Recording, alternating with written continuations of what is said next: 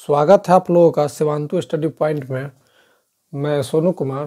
दोस्तों, आज हम लोग बात करेंगे भारतीय राज्य भाषा के बारे में।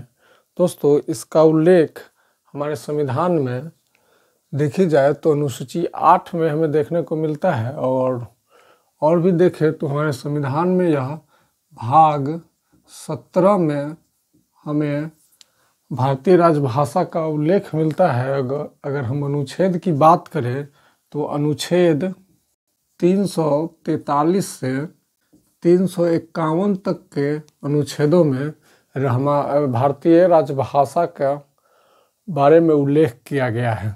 कुछ अनुच्छेदों को दोस्तों यहाँ पर आप ध्यान देंगे। अनुच्छेद 343 दोस्तों, अगर इस अनुच्छेद की बात की जाए तो इस अनुच्छेद में कहा गया है कि संघ का राजभाषा जो होगा, इसके बारे में यह अनुच्छेद कहता है कि संघ का राजभाषा हिंदी और लिपि जो होगी, यह होगी देवनागरी होगी। यह हमारा अनुच्छेद 343 कहता है। और भी बात करें तो अनुच्छेद 344 अनुच्छेद की हम लोग बात करें तो इस अनुच्छेद में कहा गया है कि राष्ट्रपति राजभाषा के संबंधित आयोग बना सकते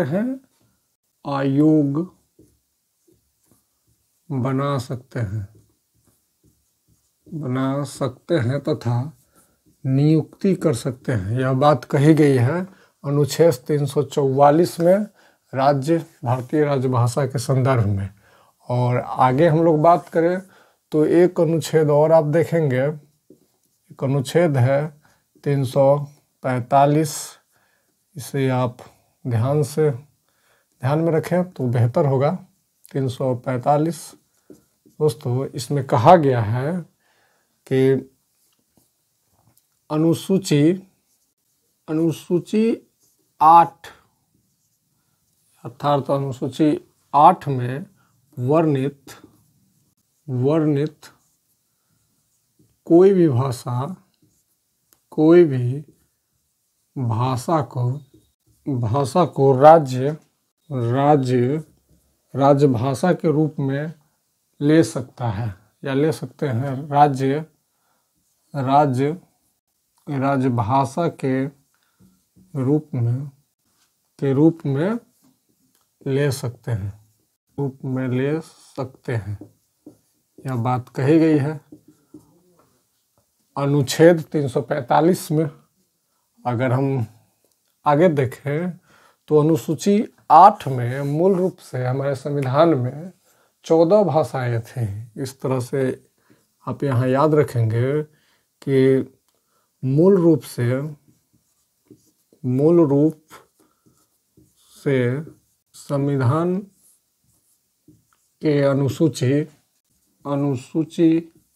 8 में, जो अनुसूची 8 है, इसमें अनुसूची 8 में 14 भाषा थी, राज्य भाषा थे। ये लिखेंगे तो बेहतर होगा। राजभाषा थी। वर्तमान की अगर बात की जाए तो लिखेंगे यहाँ पर वर्तमान में अनुसूची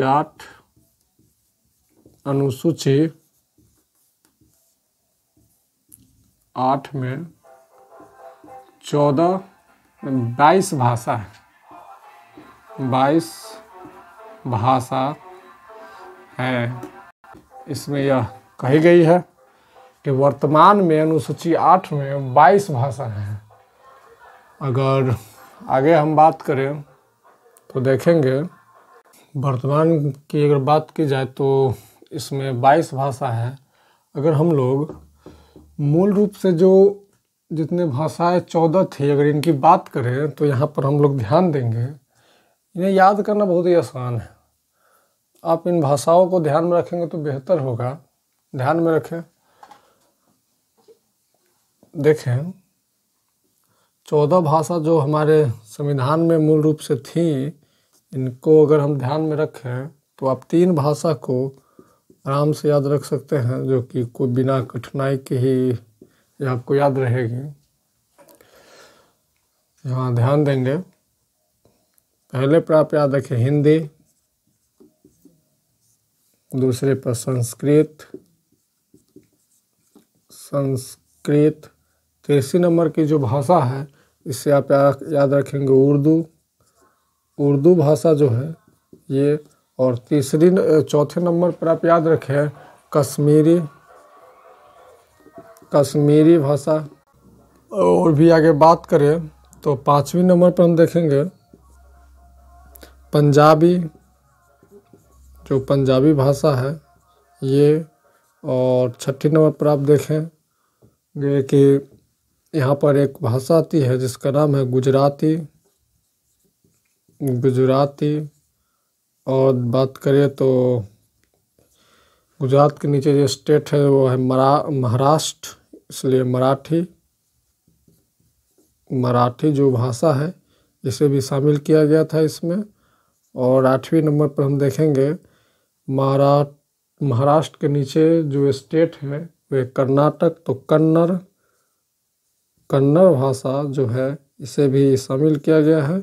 और 9वीं नंबर पर हम बात करें तो इसके नीचे है केरल, तो यहाँ पर बोली जाती है भाषा मलयालम भाषा जो है ये 10वीं नंबर पर आप याद रखेंगे। 11वीं नंबर पे आप ध्यान देंगे केरल, तमिलनाडु, यहाँ पर तमिल भाषा बोली जाती है। और आंध्र प्रदेश और तेलंगाना, यहाँ पर आप देखेंगे तो यहाँ पर बोली जाती है तेलुगु भाषा। और 13 नंबर की बात की जाए 10-11, अगर हम लोग 13 नंबर 12 नंबर की बात करें तो हमें यहाँ पर देखने को मिलता है उड़ीसा, जहाँ पर उड़िया भाषा बोली जाती है, उड़िया। और आगे देखें तो हमें देखने को मिलेगा 13 नंबर पे बंगला भाषा, या आप बंगाली भाषा भी बोल सकते हैं जिसे, बंगला भाषा। और 14 नंबर पर हम लोग देखेंगे असमिया, जो असम में बोली जाती है, उसे मेंशन करेंगे, असमिया भाषा। तो ये कुल मिला के 14 ऐसी भाषा है जो कि मूल रूप से हमारे संविधान की 8वीं अनुसूची में थी। और इसमें वर्तमान में 22 भाषा है, तो 8 भाषा को संशोधन किया गया, 8 भाषा को संशोधन द्वारा हमारे संविधान में जोड़ा गया, अनुसूची 8 में जोड़ा गया। तो यहाँ पर लिखेंगे संशोधन द्वारा 8 भाषा को जोड़ा गया था, जिसमें आप ध्यान रखेंगे कौन कौन सी भाषाएं हैं। खास करके ये इस पोर्शन से क्वेश्चन पूछे जाते हैं एग्जाम में, इसलिए आप इसे ध्यान में रखेंगे तो बेहतर रहेगा। देखिए यहाँ पर सिंधी भाषा है, सिंधी भाषा, यह भाषा की अगर बात की जाए तो यह भाषा गुजरात एवं राजस्थान की जो पाकिस्तान से सटा हुआ जो सीमावर्ती क्षेत्र है उसी इलाके में बोली जाती है सिंधी भाषा खास करके। तो ध्यान देंगे इसे, सिंधी भाषा को 21वां संविधान संशोधन जो हुआ था, 21वां संविधान संशोधन द्वारा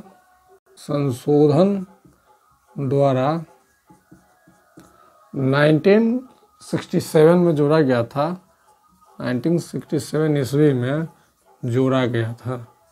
इसे आप ध्यान में रखेंगे, इसे जोड़ा गया, ध्यान में रखेंगे तो बेहतर रहेगा।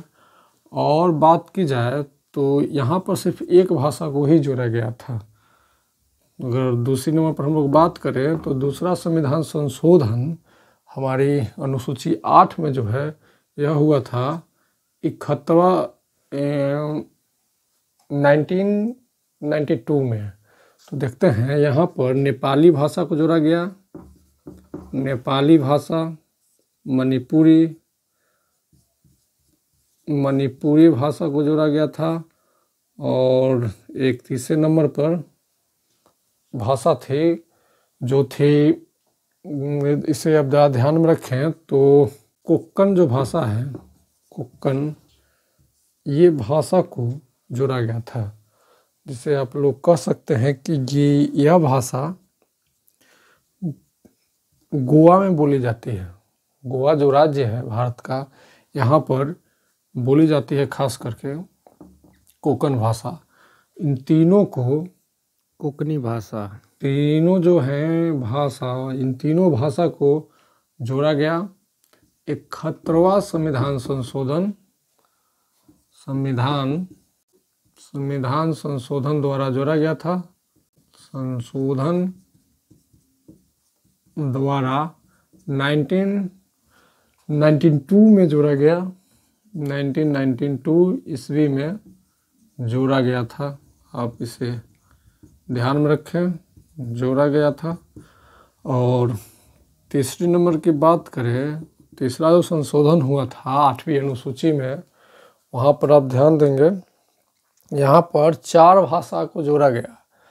देखेंगे यहाँ पर मैथिली भाषा जो है इसे, और चौथी नंबर की बात की जाए, मैथिली भाषा, और ये इसी संशोधन में जोड़ा गया था, ध्यान देंगे, मैथिली, डोंगरी भाषा, और उसके बाद देखें तो बोरो भाषा, बोरो और डोंगरी, उसके बाद बोरो, और एक और था जिसे संथाली बोलते हैं, इस भाषा को जोड़ा गया, संथाली भाषा को। दोस्तों मैथिली भाषा जो है ये बिहार में बोली जाती है। डोंगरी की अगर बात की जाए तो कश्मीर में इसे बोला जाता है। बोरो असम एवं मेघालय में यह भाषा बोली जाती है।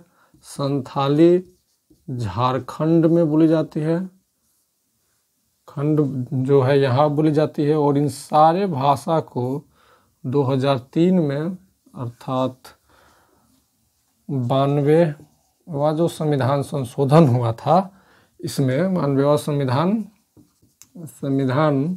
संशोधन द्वारा 2003 में जोड़ा गया, 2003 ईस्वी में जोड़ा गया था, यहाँ पर जोड़ा गया। आप थोड़ी इस सभी को आप याद रखेंगे तो बेहतर होगा, क्योंकि प्रश्न यहाँ से पूछे जाते हैं बहुत ज़्यादा, और इधर से कभी कभार पूछ लिया जाता है, नहीं तो नहीं पूछा जाता है नॉर्मली। और यहाँ पर 2 पॉइंट और आप याद रखेंगे। देखिए, सुप्रीम कोर्ट और हाई कोर्ट, ये जो सुप्रीम कोर्ट और हाई कोर्ट है, इनकी जो भाषा है यह इंग्लिश है हमारे देश में। अर्थात कहने का मतलब यह है कि सुप्रीम कोर्ट और हाई कोर्ट की भाषा जो है वो अंग्रेजी होगी, जब तक संसद इसमें बदलाव नहीं कर दे। संसद कोई भाषा को सुप्रीम कोर्ट और हाई कोर्ट की भाषा की मान्यता न दे दे, तब तक ये अगर नहीं देता है सुप्रीम कोर्ट, तो ये इंग्लिश अर्थात अंग्रेजी ही इसकी भाषा है। और एक पॉइंट और आप ध्यान में रखेंगे, देखिए, संसद एवं विधान मंडल की जो मंडल द्वारा पारित कानून